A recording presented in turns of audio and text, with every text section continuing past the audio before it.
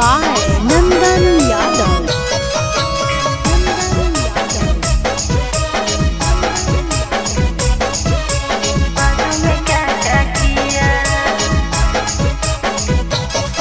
सुहाग वाली रतिया कैसे कटलोगे, कैसन हालो फील जब सटलोगे। सुहाग वाली रतिया कैसे कटलोगे, कैसन हालो फील जब सटलोगे। घूंघटा उठावे घर क्या किया दिया, घूंघटा उठावे घर क्या किया दिया। पहले बुताया दिया फिर चुमा उठ पे लिया, हम हो गए बेहोश पता न पिया बाद में क्या क्या किया।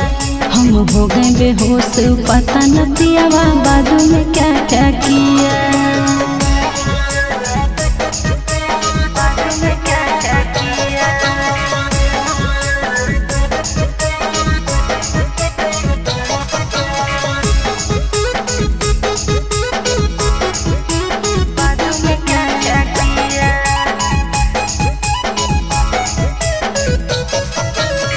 कैसे कैसे कैला कहू दिलावा के घायल गे, बहजल कि नहीं बेटा पे पहुआ के पायल गे।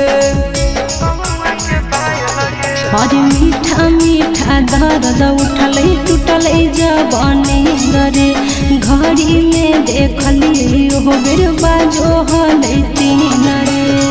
खेला कौन खेला जब भर लोटा दूध पिया, खेला कौन खेला जब भर लोटा दूध पिया।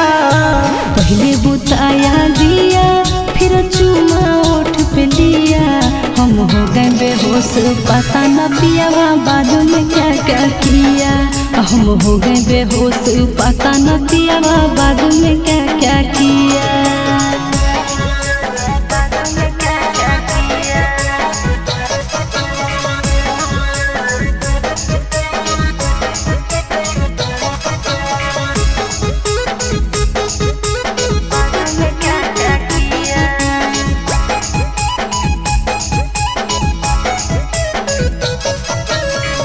खेलनी कबड्डी कैसे सैया जी के संग में, कैसे तू डूब गई प्याज वाला रंग में।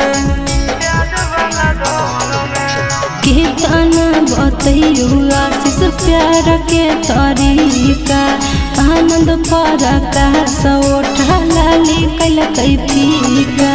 खेत में तोरा बो दिया कैसे प्यार के बिया, खेत में तोरा बो दिया कैसे प्यार के बिया।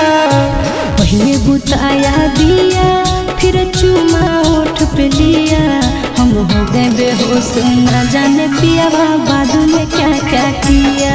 हम हो गए बेहोश न जाने पिया बाद में क्या क्या किया।